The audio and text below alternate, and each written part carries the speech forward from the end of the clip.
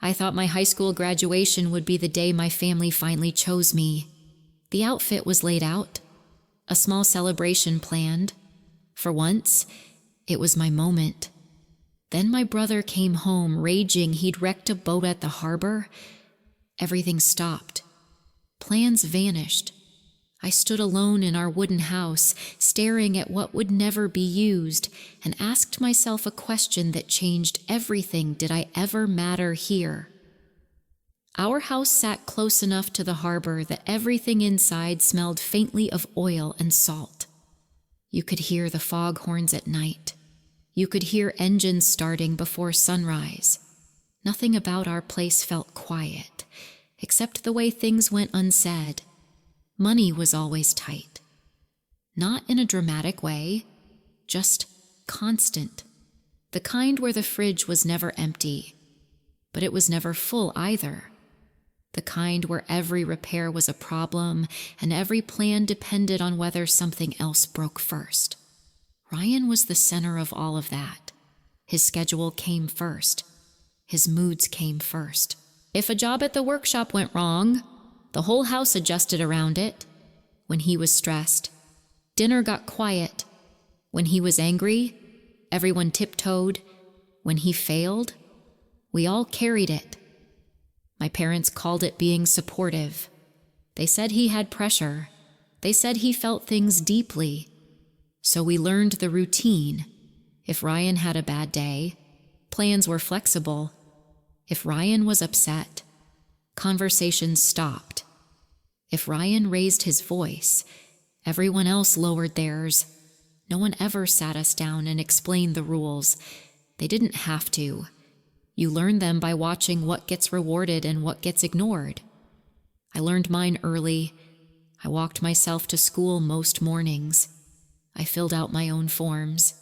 I figured out deadlines, rides, applications, backup plans. When teachers asked where my parents were, I said they were busy. When friends asked why I never made a big deal out of things, I shrugged and said I didn't need to. That became my role. The one who didn't need much. The one who could handle it. My parents liked to say I was independent. They said it with pride. They said it like it was proof they were doing something right. And maybe that's why no one noticed how often my stuff was the first thing to move, or cancel, or wait. If Ryan had a shift added at the workshop, our plans shifted.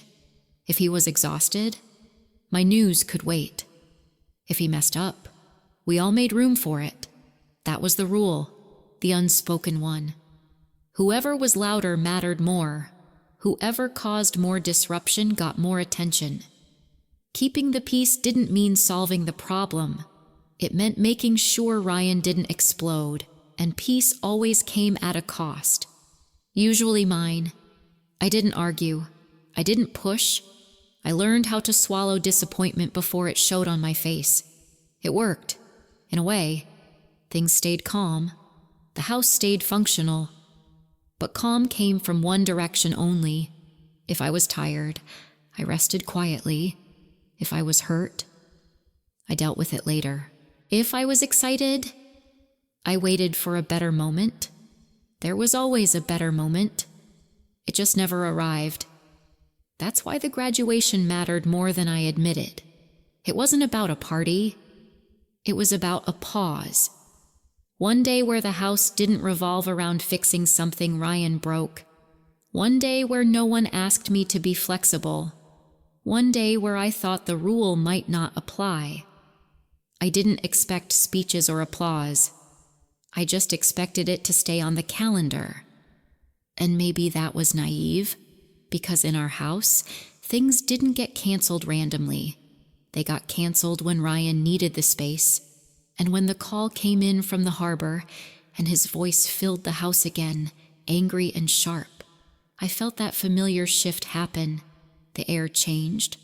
My parents stopped asking questions. They started managing damage.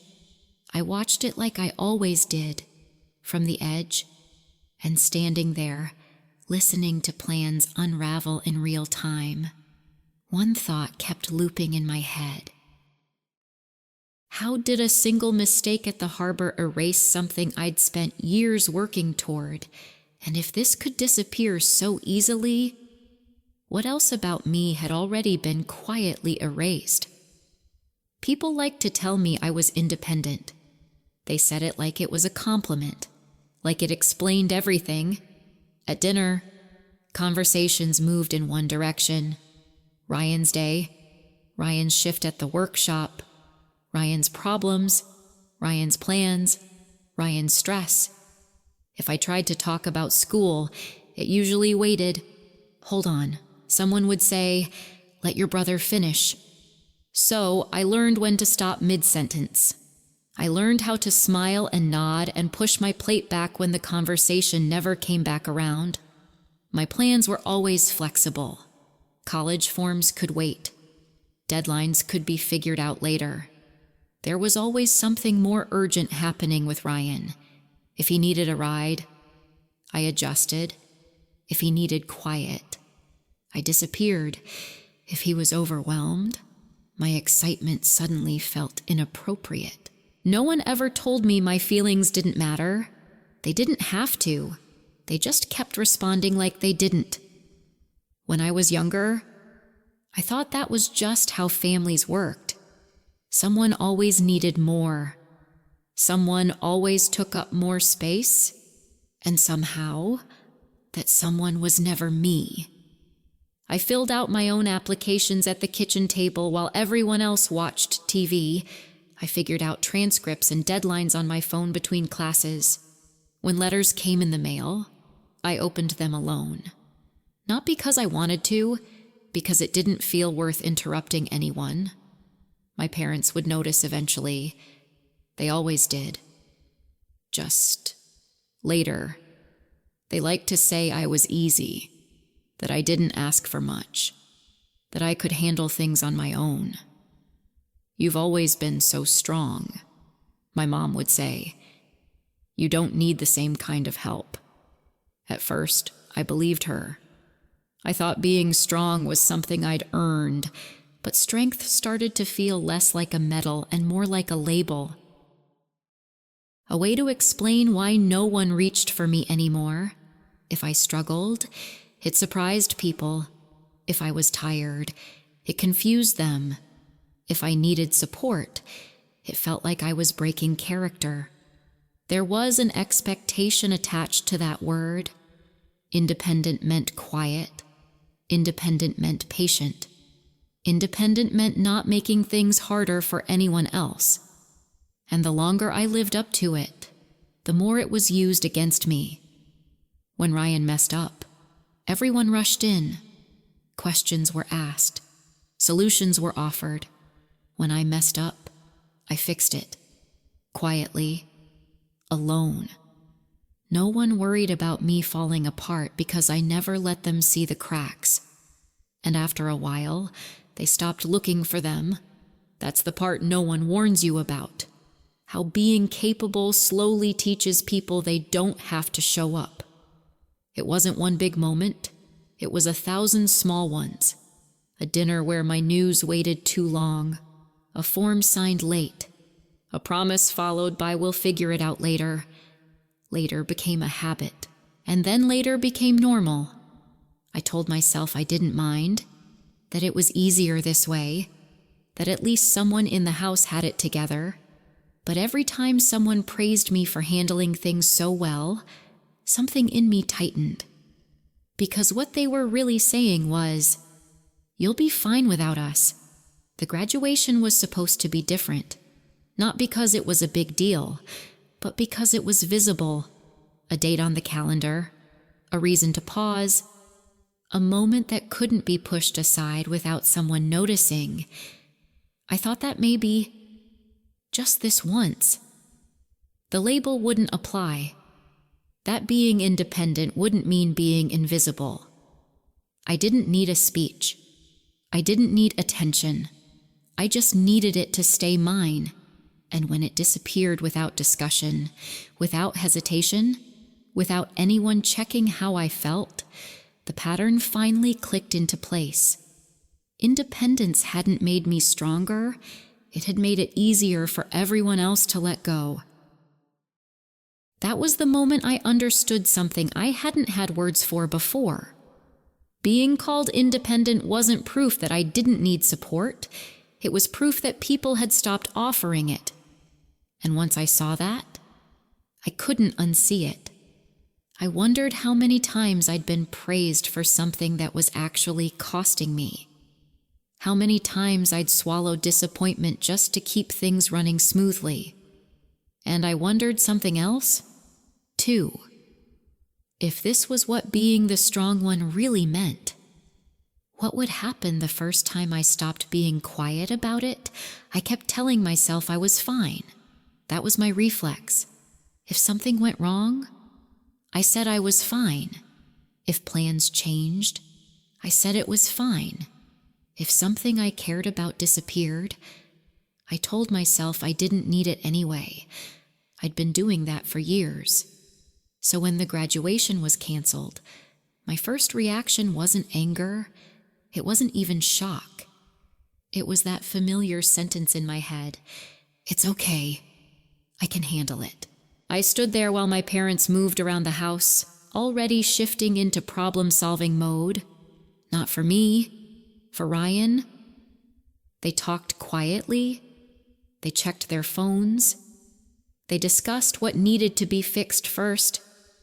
No one asked how I was doing, and I didn't offer, because I'd learned something early on. Needing less made things easier for everyone else. So I trained myself to need less. When I was younger, I stopped asking questions that didn't get answers. I stopped bringing up feelings that made the room uncomfortable. I learned how to read the mood and adjust before anyone had to tell me to. If someone sighed, I backed off. If someone looked tired, I waited. If someone said not right now, I made sure there wouldn't be a next time. That's how you become easy. That's how you become strong. No one teaches you this directly. You learn it by watching what happens when you speak up, and what happens when you don't. Every time I stayed quiet and things went smoother, I told myself I'd done the right thing. Every time I swallowed disappointment and the house stayed calm, I thought that was maturity. It felt responsible. It felt grown up. But standing there that day, listening to my graduation dissolve into logistics and apologies that weren't meant for me, something cracked. Because being strong wasn't making me feel strong anymore. It was making me feel invisible. I realized how often I'd been praised for coping, for adapting, for not making things harder, and how rarely anyone had checked whether I was actually okay. When I was sad, I processed it alone. When I was overwhelmed, I pushed through it quietly. When I was excited, I kept it small so it wouldn't feel disruptive. I thought that was kindness. I thought that was love. But love isn't measured by how little space you take up. And strength isn't supposed to mean you never get tired. There's a difference between choosing to be independent and being pushed into it. I hadn't chosen it. I'd just learned it was safer. Safer not to ask. Safer not to expect. Safer not to hope too loudly, because hope makes noise when it breaks. I started thinking back on all the moments I'd brushed off, all the times I told myself it didn't matter, all the times I filled in the gaps myself because it felt easier than asking someone else to step in. That wasn't resilience. That was survival. And survival is lonely. No one ever said, "You don't deserve support." They didn't need to. They just kept acting like I'd be fine without it. The truth is, being strong doesn't mean you don't need anyone. It usually means you learned not to rely on anyone. And that realization hit harder than the canceled celebration, because I could handle disappointment. I'd been doing that my whole life. What I didn't know how to handle was the quiet understanding that the strength everyone admired had come at a cost. It had cost me being seen. It had cost me being checked on. It had cost me the right to fall apart without feeling like I was inconveniencing someone. I stood in my room that night, staring at the clothes I'd planned to wear, and I finally let myself admit something I'd been avoiding. I wasn't fine. I'd just been practiced. And the more capable I became, the less anyone felt the need to reach for me. That's the trap no one warns you about. How being reliable slowly turns into being overlooked. How being strong becomes an excuse for others to step back. I didn't need a big speech. I didn't need anyone to fix it. I just needed someone to notice that I was hurting without me having to prove it. But by then, everyone was used to me not asking. So I asked myself a different question instead. If being the strong one meant doing everything alone, what would happen if I finally stopped pretending I didn't need to be held too? Ryan came home late that afternoon, and I knew something was wrong before he said a word.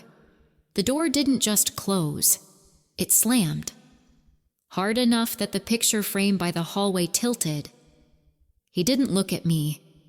He went straight to the kitchen, dropping his keys on the counter like they were someone else's problem.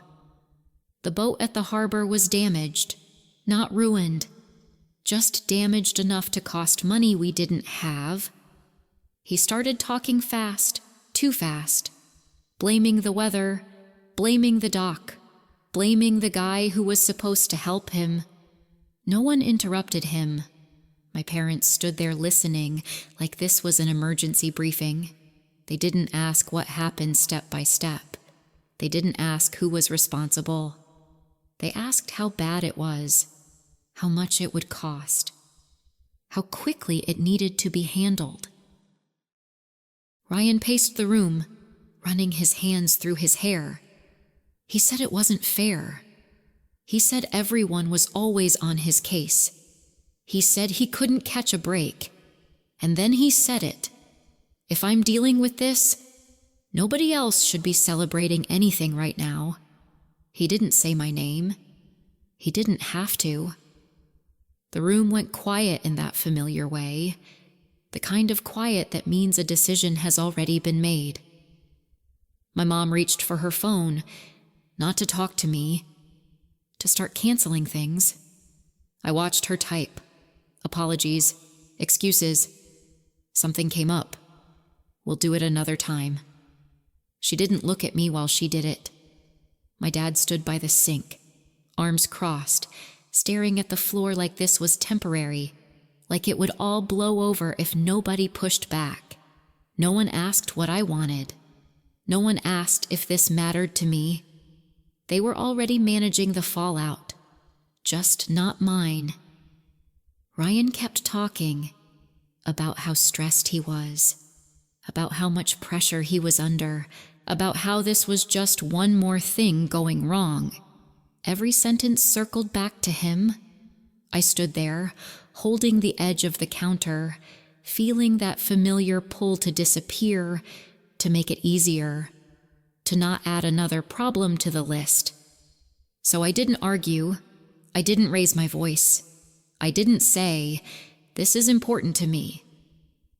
I watched my graduation get quietly removed from the day, not with anger, with efficiency. My mom finished sending messages and finally looked up. She said we'd figure something out later. She said it wasn't canceled, just postponed. Later. That word again. Ryan muttered something about how everyone needed to understand what he was dealing with. My dad nodded. My mom said she knew he was doing his best.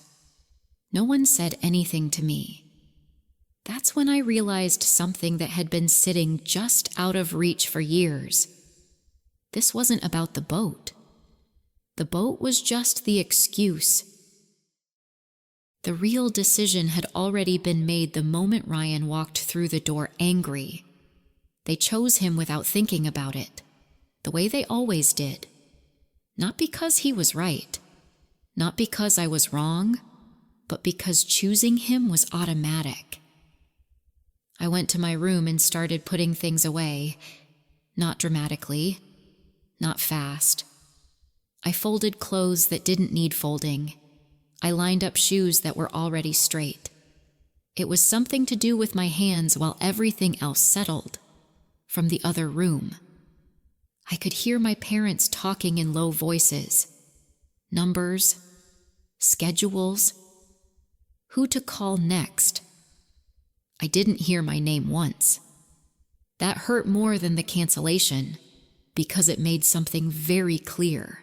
This wasn't a misunderstanding. It wasn't a tough call. It was a pattern. When Ryan caused damage, everyone rearranged their lives around it. When I lost something, it was treated like collateral. And the worst part was how normal it all felt. No one yelled. No one accused. No one said anything cruel. They just chose him, the same way they always had. I sat on the edge of my bed and waited for someone to knock on the door, to ask if I was okay, to explain. The knock never came, and that's when I stopped telling myself this was about timing or money or stress. It was about priority. In our house, the loudest need always won. The biggest disruption got the most care, and I had trained myself to need quietly. I thought being calm would protect me.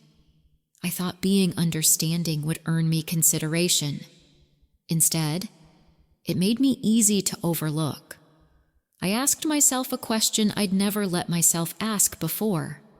If the roles were reversed, if I'd broken something expensive, if I'd come home angry and overwhelmed, would they have canceled Ryan's plans for me? I already knew the answer. That's when the disappointment shifted into something heavier. Clarity. Because once you see the pattern, you can't pretend it's random anymore. And once you know a choice is being made, every time, without discussion, you have to decide what you're going to do with that information. I didn't cry that night. I didn't confront anyone. I just sat there, listening to the house settle back into its routine, and understood something that had been true all along. The incident at the harbor didn't take my graduation away. It just revealed how easily it could be taken. And the question that wouldn't leave me was simple. If no one here was ever going to ask what I needed, what would happen when I finally did? Aunt Claire showed up 2 days later. She didn't call first. She just pulled into the driveway with her trunk full of groceries and a card she'd already written. She said she wanted to congratulate me. She said she was proud. That alone felt strange. Inside the house, things went quiet again. Not the tense kind, the careful kind. My mom started explaining before anyone asked. She talked too fast. She said plans had changed. She said things were complicated right now. Claire didn't interrupt. She just looked around. The decorations were still half up. The table was still set, like no one had had the energy to finish undoing it. Dinner sat untouched, cooling in the kitchen. She noticed everything. She asked how the graduation went. My mom hesitated, then said it was postponed. Claire turned to me, not in a dramatic way, not gently, either. She just asked, "What actually happened?" It was the first time anyone had asked me that. Not what went wrong, not how we were fixing it. What happened? I didn't answer right away. I wasn't used to someone waiting. So I told her about the boat, about Ryan coming home angry, about the celebration disappearing without a conversation. I kept my voice even. I didn't editorialize. I didn't add feelings. I just told her what happened. She listened the whole time. When I finished, She nodded once. Then she looked at my parents and said, "We need to talk." She didn't raise her voice. She didn't accuse anyone. She just said it like a statement of fact. We sat down at the table, the same table where my graduation dinner was supposed to be. Claire didn't start with emotions. She started with numbers. She asked how the workshop was doing. She asked about the last repair. She asked how many months they were behind. My dad shifted in his chair. My mom answered carefully. Then Claire said something that changed the room. "I've been covering those gaps for years." No one spoke. She explained it calmly. The loans she'd helped with, the payments she'd delayed, the times she'd stepped in quietly so things wouldn't collapse. She said she hadn't minded. Not at first. She said families help each other. That's what she believed. But then she said something else. "I thought I was supporting a business, not a pattern." She looked at Ryan, not angrily, directly.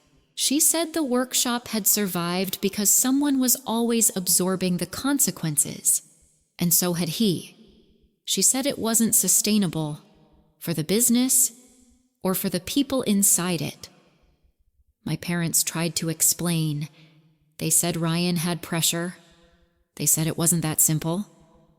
Claire nodded again. Then she said, "You're right. It isn't simple. That's why it's taken so long to see."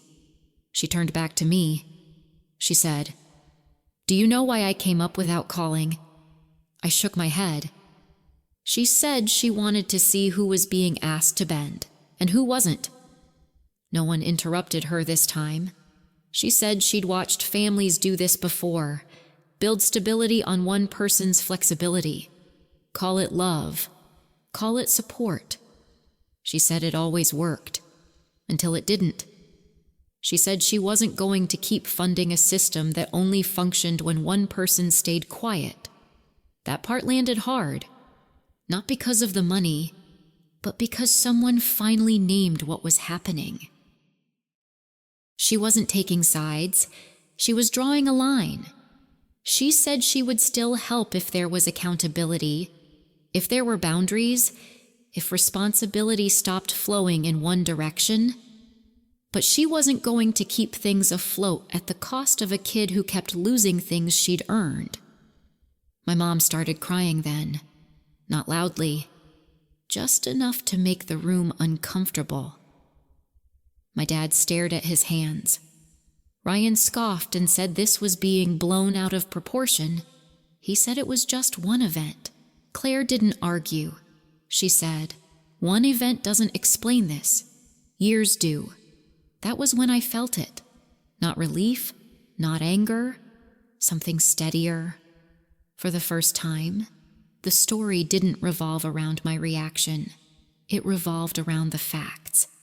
There was evidence now, of money, of patterns, of consequences. It wasn't about who felt worse. It was about what had actually been happening. Claire packed up the groceries she'd brought and put them in the fridge. She hugged me before she left. She said, "You don't have to explain yourself anymore." After she drove away, the house felt different, quieter, heavier. No one rushed to fix it, and I realized something important. Nothing had changed yet, but it couldn't go back. Because once someone names the cost of keeping things peaceful, you can't pretend you don't see it anymore.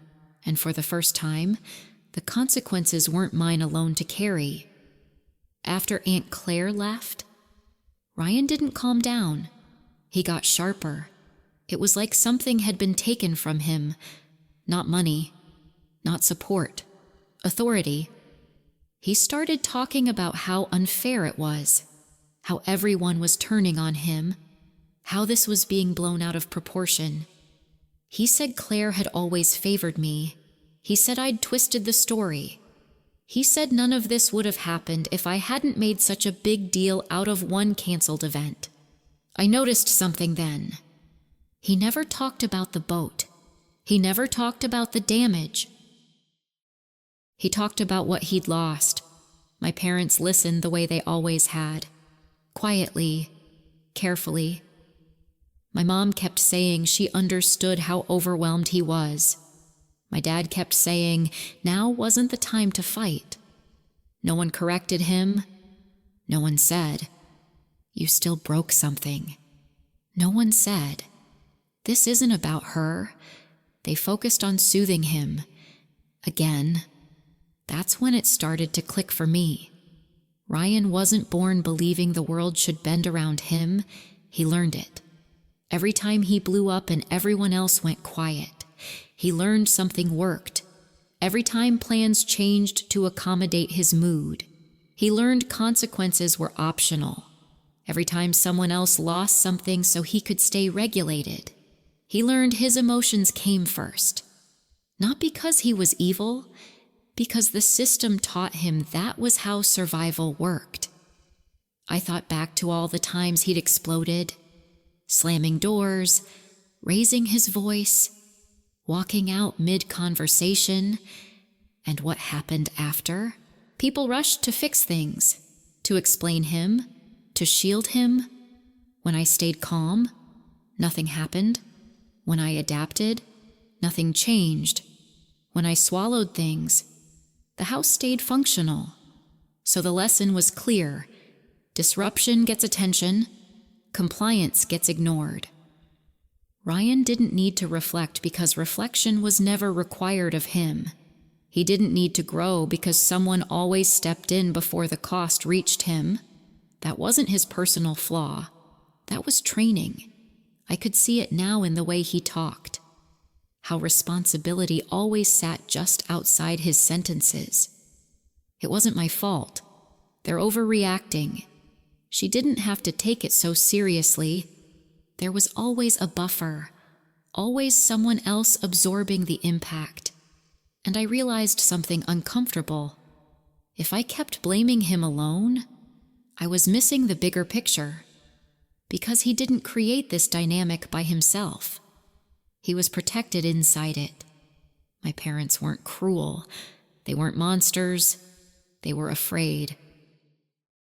Afraid of his anger, afraid of conflict, afraid of what would happen if they stopped smoothing things over. So they did what felt safest in the moment.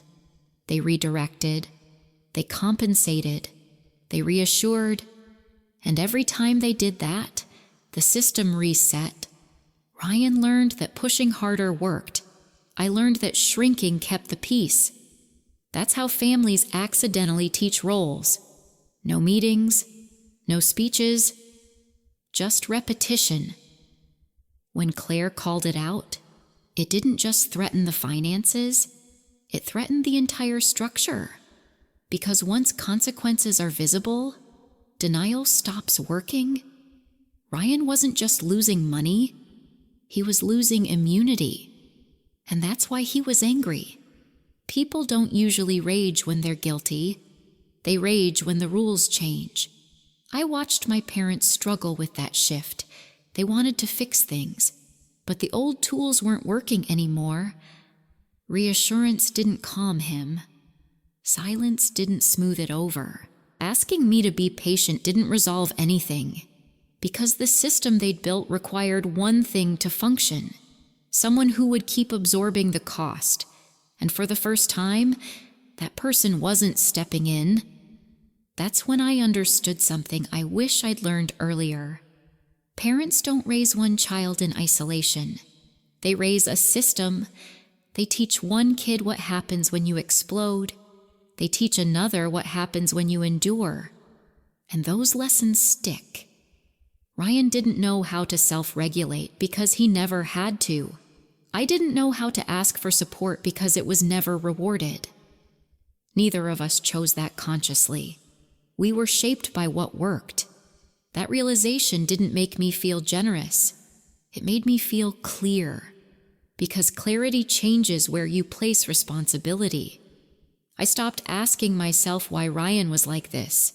and started asking why it had been allowed to continue for so long, why his emotions were treated like emergencies, why mine were treated like background noise, why keeping the peace always meant I adjusted, and why no one noticed the cost of that until someone else named it. This wasn't about forgiveness. It wasn't about understanding him better so I could tolerate more. It was about seeing the structure for what it was, a system that rewarded the loudest behavior, a system that survived by quietly draining one person. And systems don't change because one person feels bad.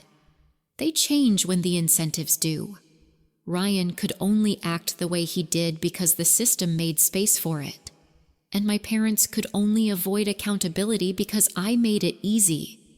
I didn't need to confront him to see that. I didn't need to argue. I just needed to stop participating. Because once you see the mechanism, you can't unsee it.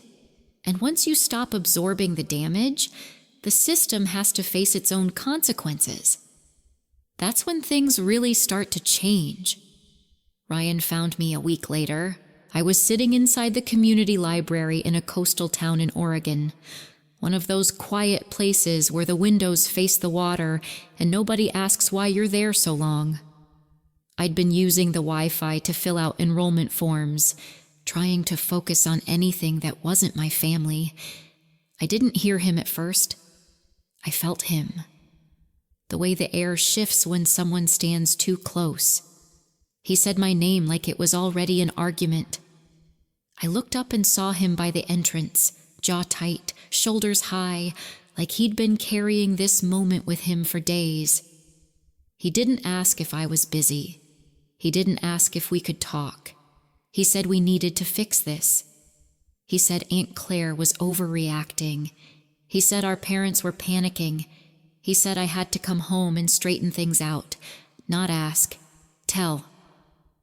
I packed my bag and walked outside, hoping distance would lower the temperature. The harbor was busy that afternoon. Tourists, dock workers, boats coming in and out. I thought the noise might keep things from escalating. It didn't. He followed me down the pier, talking faster now. He said I was tearing the family apart. He said I didn't understand how much pressure he was under. He said Claire would listen to me if I just told her she'd gone too far. I told him I wasn't responsible for that. He laughed. Not because it was funny, because he didn't recognize the answer. He stepped closer and lowered his voice. He said I was being selfish. He said I owed the family. He said I needed to stop acting like a victim. I told him to back up. He didn't. He reached for my arm like he'd done it before without consequences, like it was muscle memory. His fingers closed around my wrist, tight enough that I felt it immediately, and something in me went still. I didn't yell. I didn't cry. I didn't pull away right away. I just looked at his hand. Then I said his name once, clear, loud enough for people nearby to hear. That's when he shoved me, not hard enough to knock me into the water, hard enough to send me stumbling into the railing. A couple of people turned. Someone said, "Hey." Another person pulled out their phone. I noticed the security camera mounted above the dock entrance, blinking red. Ryan froze. So did I. There was a moment where neither of us moved, where the noise of the harbor rushed back in and I could feel my heartbeat in my ears. I looked down at my arm. Red marks were already forming. I held it up so he could see. "So we're clear," I said. "This ends now." He started talking again, quieter, urgent. He said he didn't mean it like that. He said I was making a scene. He said I was going to regret this. I didn't argue. I took out my phone and took a picture of my wrist. Then I turned the camera toward the dock. "I'm not coming home," I said, "and if you touch me again, I'll call the police, or harbor security, or both. He stared at me like I'd switched languages. I told him there were witnesses. I told him there were cameras. I told him this wasn't a conversation anymore. That was the moment something changed. Not because he understood me, because he understood the consequences. He looked around and finally noticed the people watching, the phones, the fact that this wasn't happening in a kitchen where everything could be smoothed over later. He backed away, not apologetic, cornered. He said I was overreacting one last time, like that could still work. Then he walked off, fast, like leaving first meant winning. I stood there for a long time after that. My hands were shaking, my wrist ached. Someone asked if I was okay. I nodded and said yes, because that was still my instinct. But something was different. This time, there was evidence. That night, I sent the photo to my parents. I told them what happened. I told them where it happened. I told them there were cameras. I didn't explain how I felt. I didn't justify anything. I just stated what happened. My mom called. I didn't answer. My dad texted and asked if I was safe. I said yes. That was it. For the first time, the story wasn't about emotions or misunderstandings. It wasn't about who felt worse or who was under more stress. It was about an action and a line that had been crossed. That's the thing people don't tell you. There's a point where things stop being complicated, where they stop being about family dynamics and history and patience. There's a point where it becomes about safety. And once someone puts their hands on you, the rules change. I didn't feel brave standing there on that dock. I felt clear that this wasn't something I could talk my way out of, clear that love didn't look like this, clear that I was done negotiating my boundaries in private while absorbing the damage alone. That was the threshold. The moment where the past stopped being an explanation and became a warning. And I knew, standing there with my arms still burning, that whatever came next would be different, because I wasn't pretending anymore, and I wasn't covering for anyone. Once there's evidence, there have to be consequences. The email came the next morning. It was long. Longer than anything my mom had written me in years. She started by saying she was sorry, not for what happened at the dock, not for the way things had unfolded. She was sorry that things had escalated. She said she wished it hadn't gone that far. She said everyone was under a lot of stress. She said Ryan was struggling and needed support right now. She said she hoped I could understand that. She said families make mistakes. She said no one meant for anyone to get hurt. She said we all needed to move forward. Then she said the part that mattered most. She said, for now, they were standing by Ryan, that he needed stability, that confronting him would only make things worse. She said she hoped I could be patient. She said I was strong. She said I'd always been able to handle things. She ended the email by saying she loved me and that she hoped I'd come home when things cooled down. I read it twice. Not because it was confusing, because I needed to be sure I wasn't missing something. I wasn't. There was no question in it. No acknowledgement of what had crossed the line. No mention of my wrist. No mention of witnesses. No mention of cameras. Just feelings. Just explanations. Just the same pattern, written more carefully. I closed my laptop and sat there for a long time. The library was quiet that morning. Sunlight coming through the windows. People typing. Pages turning. Life going on. I opened the laptop again, not to respond, but to look for a document I'd saved earlier. An old folder from when I still lived at home. I don't know why I opened it. Habit, maybe. That's when I found it. A draft email, unsent. It was dated almost a year earlier, from my mom to Aunt Claire. It was short. She wrote that things were tight again, that Ryan had another setback, that they might need help covering a gap. Then she wrote one sentence that stopped me. Emily will be fine, it said. She's always been able to take care of herself. That was it. No malice, no anger, just a decision.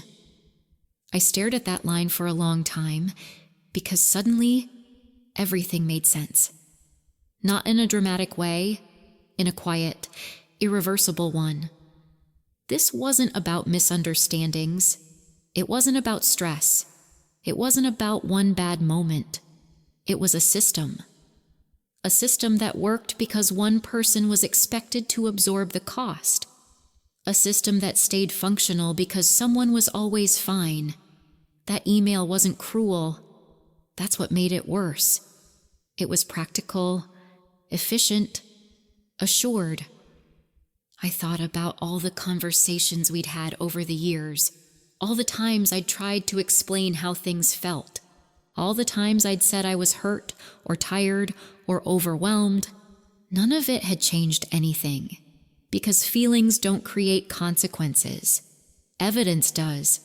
The photo of my wrist, the timestamp, the location, the cameras at the dock, the fact that I didn't go home and smooth it over.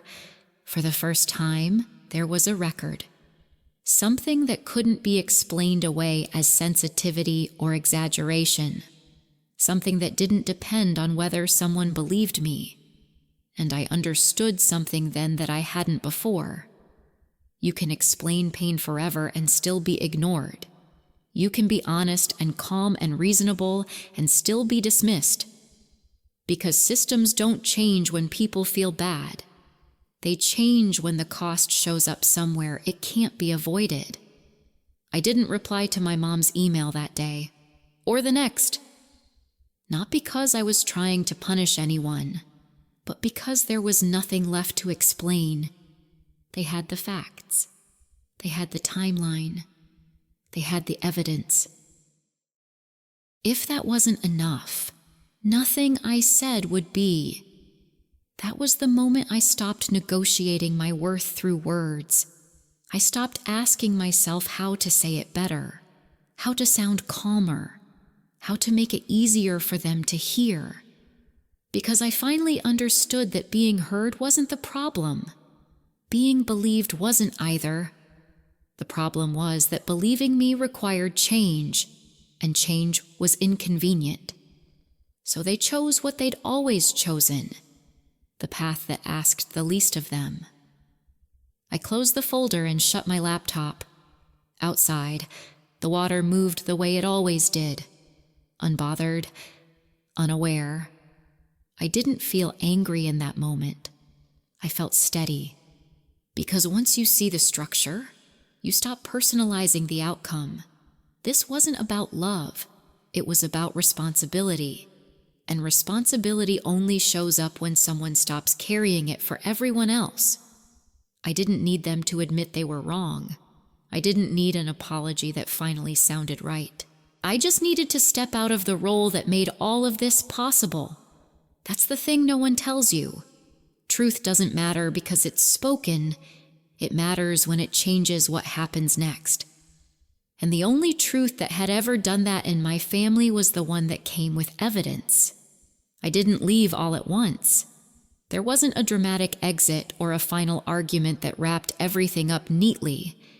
I just stopped coming back. I enrolled at a community college near the coast. Nothing fancy. Classes I could afford. A schedule that made sense.